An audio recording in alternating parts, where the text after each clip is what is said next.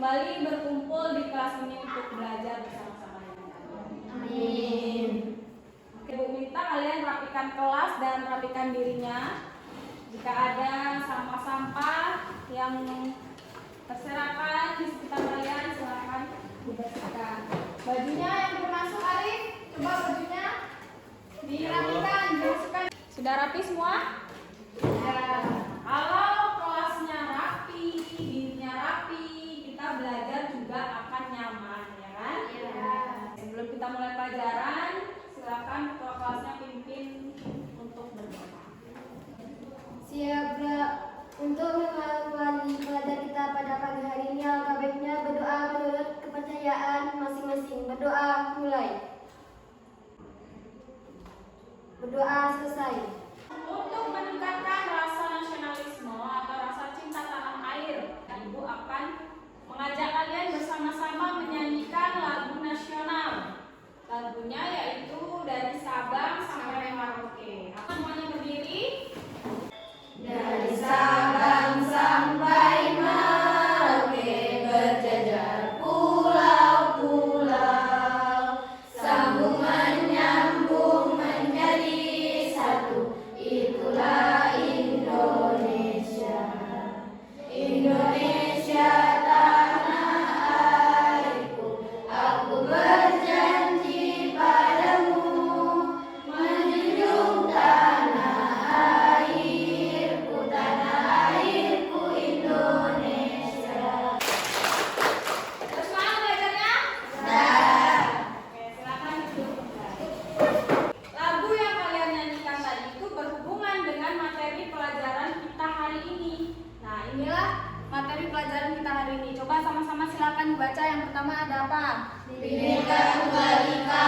Oke, yang kedua Integrasi nasional. ketiga Pokok hambar.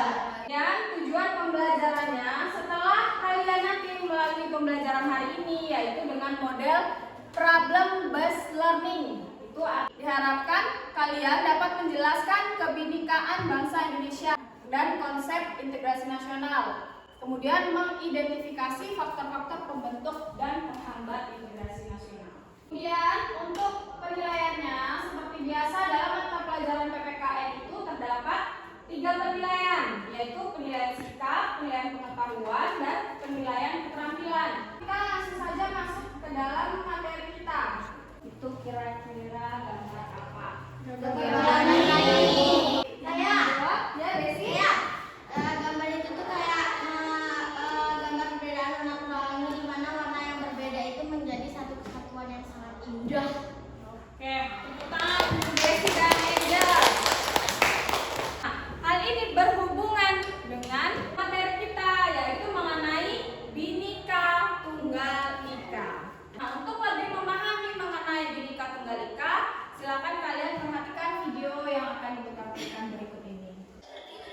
Seperti Katulistiwa, 17.000 pulau terhampar luas di seluruh Indonesia, lebih dari 700 bahasa, 300 suku, beragam budaya dan agama, tak mampu menghalangi kita menjadi bangsa yang satu. Cukuplah Indonesia diikat dan dirajut oleh Pancasila, yang di bawah naungannya hidup kita damai dan tenang selama berpuluh tahun. Mari beri Pancasila roh yang hidup, yang Bhinneka Tunggal Ika, yang walaupun berbeda, kita tetap satu, tetap Indonesia. Bagaimana perasaan kalian setelah nonton video tadi?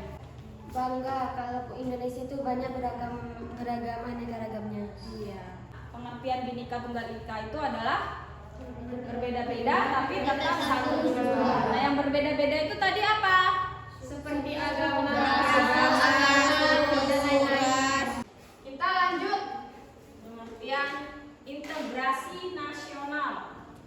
Diambil dari dua kata, integrate dan nation. Integrate itu artinya memadukan, sedangkan nation itu adalah bangsa. Jadi integrasi nasional itu adalah Penyatuan suatu bangsa. ada faktor-faktor yang mendorong adanya integrasi nasional. Coba yang pertama dibaca, ada faktor apa? Coba silakan Miftah diulangin. Rasa perjuangan sama-sama melawan penjajah ya Bu. Ya betul. Adanya faktor sejarah itu bahwa bangsa Indonesia ada rasa senasib dan seperjuangan yang ketika itu sama-sama dijajah oleh negara lain. Lanjut yang kedua, silakan baca bersama-sama. Kemudian yang ketiga,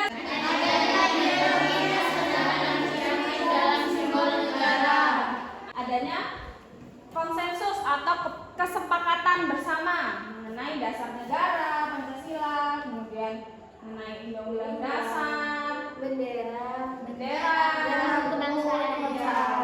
Materi kita mengenai faktor pendorong ya, ada yang ditanyakan? Ada Bu. Ya silakan Mami. Kenapa di Indonesia itu masih banyak orang-orang yang rasisme atau membeda-bedakan satu sama lain Bu? Contohnya seperti membedakan ras, budaya, itu kenapa Bu? Bagus pertanyaannya ya, kita beri tepuk tangan untuk Noni. Jadi apa yang ditanyakan Noni ini sebenarnya berhubungan atau berkaitan dengan materi kita selanjutnya, yaitu mengenai faktor penghambat integrasi nasional. Jadi selain ada faktor pendorong, ada juga faktor yang menghambat persatuan. Nah, kenapa sih bisa terjadi? Faktor penghambatnya yang pertama yaitu hal itu bisa menimbulkan suatu perpecahan ya jika tidak adanya rasa toleransi. Faktor yang kedua yaitu kemudian yang terakhir Masih besarnya ketimpangan dan ketidakmerataan pembangunan. ada yang bisa menjelaskan maksudnya bagaimana? Berbagi rasa tidak puasnya Bu atas pemerintah. Berarti sudah paham ya terhadap materi kita hari ini? Sudah. Sekarang Ibu bagi kelompok dulu. Kelompok pertama ada Desi, Mila, Arif, dan Desi. Kemudian kelompok dua ada Angel, Miftah, Suci, dan Atia. Dan kelompok tiga Andit, Insan, Noni, dan Nurul. Sekarang kalian silakan duduk sesuai dengan kelompoknya ya. Yang ketiga, sudah duduk sesuai kelompoknya masing-masing? Sudah. Silakan simak videonya. Menyatakan untuk meninggalkan kampus Taman Desa Mabani dalam kurun waktu 1 minggu dari tanggal 4 Februari 2018 sampai tanggal 10 Februari 2018. Dan saya berjanji untuk tidak melakukan ritual atau ibadah dan melakukan kegiatan yang bersifat melibatkan warga umat muda yang menimbulkan perasaan warga di Sarawak. Demikian surat pernyataan ini saya buat dalam keadaan tidak ada tekanan dan sosial menabung dan dalam keadaan sehat yang mulia rohani yang menyatakan mulia beralih. Itu ya. Videonya mengenai apa itu? Biksu yang diusir. Nah, sekarang silakan kalian diskusi dengan kelompok kalian mengenai pertanyaan-pertanyaan yang ada di LKPD. Nanti kalian presentasikan ke depan kelas. Nanti kalian pilih siapa yang menjadi moderator, siapa yang menjadi pemateri, dan siapa yang menjawab pertanyaan.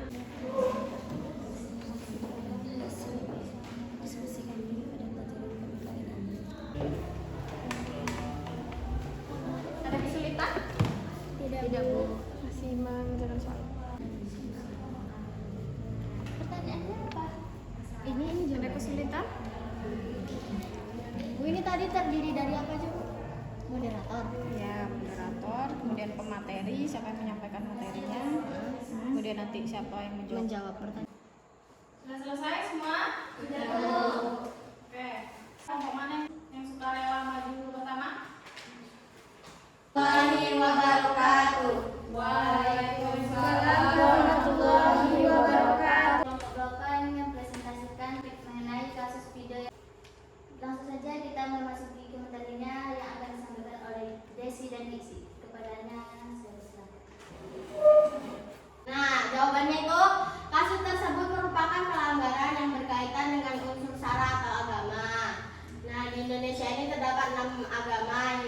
yaitu Islam, Hindu, Buddha, Katolik, Kristen, dan Konghucu. Jadi setiap orang berhak untuk memeluk dan menjalankan agamanya masing-masing. Kasus tersebut faktor penyebabnya adalah sikap egois dari masyarakat yang lebih mementingkan diri sendiri daripada orang lain. Mereka menganggap agama mereka paling baik dan menganggap rendah agama lain. Solusinya adalah kita perlu menanamkan rasa toleransi yang tinggi sejak kecil. Kita perlu menyadari bahwa negara kita adalah negara yang memiliki banyak perbedaan, termasuk agama yang diakui di Indonesia, dan tidak boleh melarang agama tersebut untuk melaksanakan ibadahnya. Ada pertanyaan? Kan tadi penyebabnya adalah kurangnya toleransi. Agar lebih ke positif itu bagaimana? Meningkatkan toleransi. Meningkatkan toleransi. Kelompok 2 kami akan diskusikan dulu pertanyaannya. Silakan Arif untuk menjawab pertanyaan kelompok.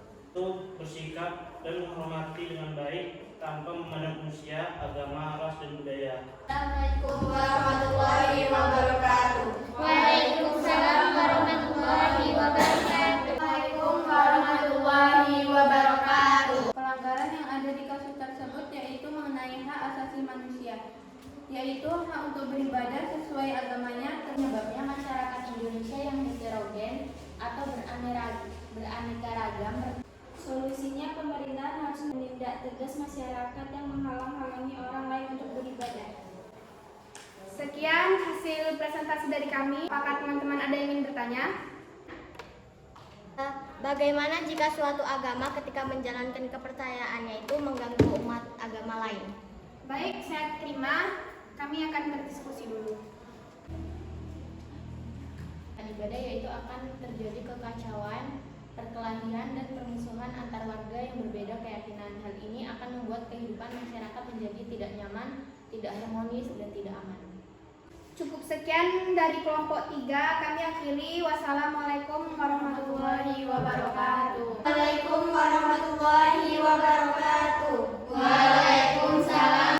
Adalah kurangnya toleransi antar umat beragama. Mereka ingin dihargai, tapi mereka lupa untuk menghargai orang lain. Agar hal ini tidak terjadi lagi, kita perlu ada bimbingan terhadap tokoh-tokoh agama agar mengajarkan toleransi. Terima kasih, itulah presentasi dari kami. Mohon maaf bila ada kesalahan. Cukup sekian. Wassalamualaikum warahmatullahi wabarakatuh. Hasil diskusi kalian tadi sudah cukup baik ya. Kalian sudah memberikan solusi dari masing-masing kelompok. Solusi yang kalian berikan sudah baik, yaitu kalian memberikan solusi berupa pencegahan, kemudian penanganan ya. Oke, sekarang kembali ke tempat duduknya masing-masing.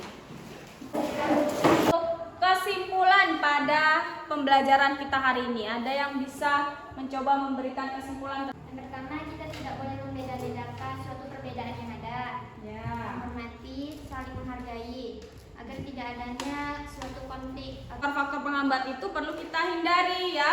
Harus saling toleransi agar tetap terjalin persatuan dan kesatuan. Nah, refleksikan pembelajaran kita hari ini. Tanya bagaimana perasaan kalian mengikuti pelajaran hari ini? Senang.